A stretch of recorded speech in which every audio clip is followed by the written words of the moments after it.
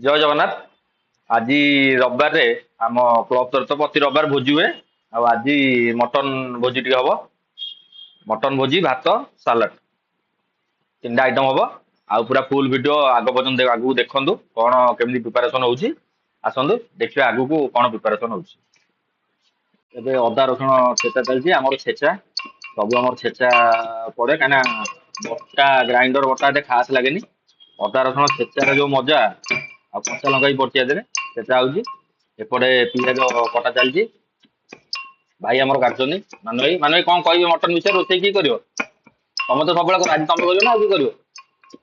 ଆଜି ରୋଷେଇଟା ମୁଁ ଭାବୁଛି ଆଚାର ମୋର ମିଶେଇ କରିବୁ।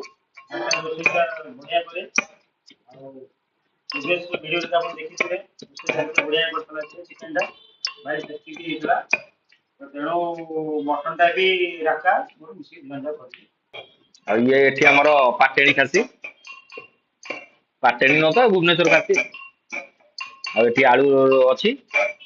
ଏଠି ସାଲଟ ପାଇଁ କାକୁଡି, ଧନିଆ ପତ୍ର, ଟମାଟୋ ଅଛି। ଅଦା ଛେଚା ହେଇନି, ଅଦା ପରେ ଛେଚା ହବ। ଆଉ ଆଗକୁ ଭିଡିଓ ଦେଖନ୍ତୁ ପୁରା ପ୍ରିପାରେସନ ଦେଖିବେ ଆଉ ଦେବେ ରିଭ୍ୟୁ ଦେବେ ଆଉ କଣ ହେଇଥିଲା ଆଉ। ଏବେ ଆଳୁ ଛଣା ହବ ତେଣୁ ତେଲ ପକା ହେଇଯାଇଛି। ଆଉ ମଟନ ଟା ହବ ଆଳୁ ପଡିବନି ଏଇଟା କଣ ହେଇପାରିବ? ହେଇପାରିବନି। ତେଣୁ ଆଳୁ ଆଗ ଭଜା ହେଇସାରିଲା ପରେ ତାପରେ ମଟନ ହବ ଆଉ। ହେଇଗଲା ମଟନ ଆଳୁ ପଡିବ ବୋଲି ଆଳୁ ଭଜା ହେଇଗଲା। ଭଜା ଆଳୁ ଟା ମଟନ ପାଇଁ ଭଲ। ଏଇ ସବୁ ତ ସିଝା ଆଳୁ ଦେଇଦଉଛନ୍ତି। ଭଜା ଆଳୁ ପ୍ରାୟ କମ ଦଉଛନ୍ତି ରେଷ୍ଟୁରାଣ୍ଟ, କିନ୍ତୁ ଆମର ସବୁବେଳେ ଭଜା ଆଳୁ ପଡେ। ଏବେ ଗୋଟା ମସଲା ଛେଚା ହେଇକି ପଡିଛି। ଚିନି, ତେଜପତ୍ର, ପିଆଜ ପଡିଗଲା। ହେଲା ଗୋଟା ମସଲା କଷା ହେଲା।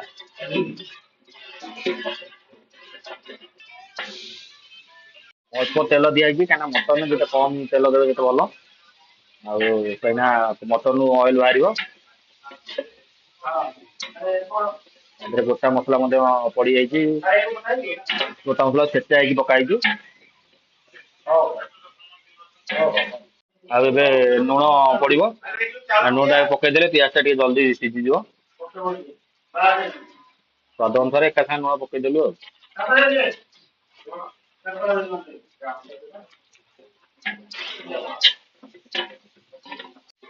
ଏବେ ପିଆଜ ସାଙ୍ଗରେ ଚର୍ବିକୁ ପକାଇଛି। କାହିଁକି ନା ତେଲ କମ ପକା ହେଇଛି, ଚର୍ବି ଟା ପକେଇଦେଲେ ତା ଦେହରୁ ତେଲ ବାହାରିବ ବୋଲି ପିଆଜ ସାଙ୍ଗରେ ଚର୍ବିକୁ କଷା ହଉଛି ଆଉ।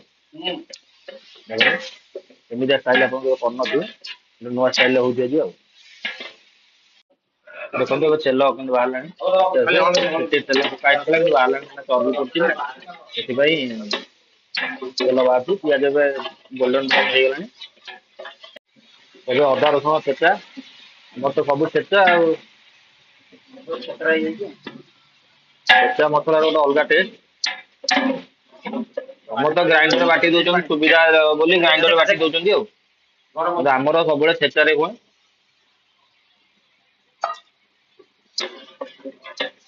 ଲଙ୍କା, ଅଦା, ରସୁଣ ସବୁ ଛେଚା ହେଇଛି।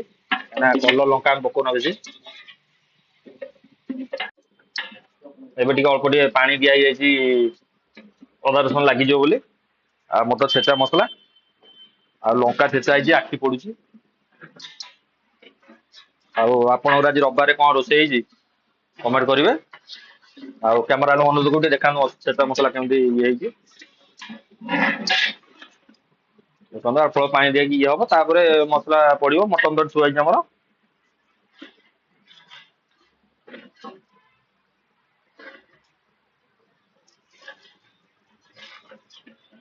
ବନ୍ଦ କର। ଏବେ ହଳଦୀ ପଡିଯାଇଥିଲେ, ଏବେ କାଶ୍ମୀରୀ ଲଙ୍କା ଗୁଣ୍ଡ ଟିକେ କଲର ପାଇଁ ପକେଇଦବା।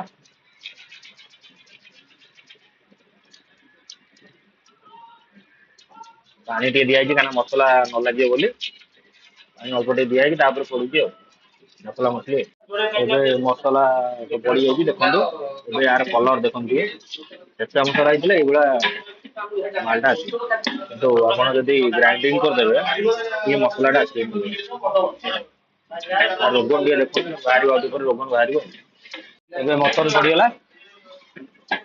ମଟନ ଟିକେ କଷା ହେଲା ପରେ ତାପରେ ବାହାରିବ ଆଉ। ଆଉ ପିସ୍ ଗୁଡାକ ଦେଖନ୍ତୁ ଭଲ ଭଲ ପିସ୍ ହେଇଛି, ଆଉ ଭଲ ଖାସିଟା ଦେଇଛି ଝାରପଡାରୁ। ଦେଖନ୍ତୁ ମଟନରେ ପାଣି ବାହାରିଲାଣି ଆସ୍ତେ ଆସ୍ତେ। ପାଣି ଛାଡୁଛି କଷା ହବ ଆଉ।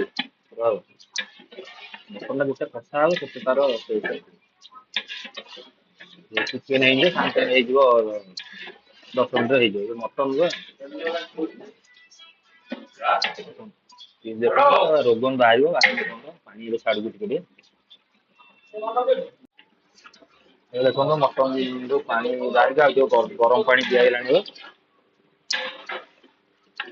ମଟନ ଟା ବେଶୀ କଲର ହେଇନି କାହିଁକିନା ଘର ବି ଆମର ଖିଆ ହବ ଆଉ କଲର କଣ ଦରକାର ହୋଟେଲ ହେଇଛି କଲର କରାହବ ବେଶୀ କଲର ହେଇନି। ଦେଖନ୍ତୁ ଛେଚା ମସଲା ଯୋଗୁ ସବୁ ମସଲା ଲାଗିକି ଦେଉନି ଆଉ ବଟା ହେଇଯାଇଥିଲା ଦେଖନ୍ତୁ ପିସ୍ ବି ଦେଖନ୍ତୁ ଦେଖନ୍ତୁ ପିସ୍ ଆଉ ଟାଇମ ଲାଗିବ ପାଣି ହେଲା ଏବେ ଘୋଡେଇ ଦବା।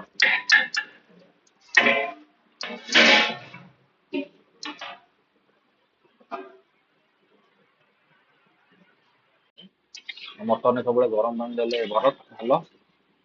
ଆଉ ଦେଖନ୍ତୁ ଆଉ ରୋଗନ ବି ବାହାରିଛି ବେଶୀ କଲର ଆମେ ଦେଇନୁ କାଶ୍ମୀର ଚିଲି ଘରୋଇ ଖାଇବୁ। ଦେଖନ୍ତୁ ଅଦା ରସୁଣ ଉପରେ ଛେଚା ଦେଲେ ଏଇଭଳିଆ ବାସିବ ଦେଖନ୍ତୁ ଏବେ ତଥାପି ଟିକେ ଟିକେ ରୋଗନ ଆସିଛି। ଏବେ ଭାତ ଛଣା ହଉଛି ଉଷୁନା ଭାତ ଦେଖନ୍ତୁ ରାଇସର କ୍ୱାଲିଟି ଟା ଦେଖନ୍ତୁ 90 ଟଙ୍କା କିଲୋ।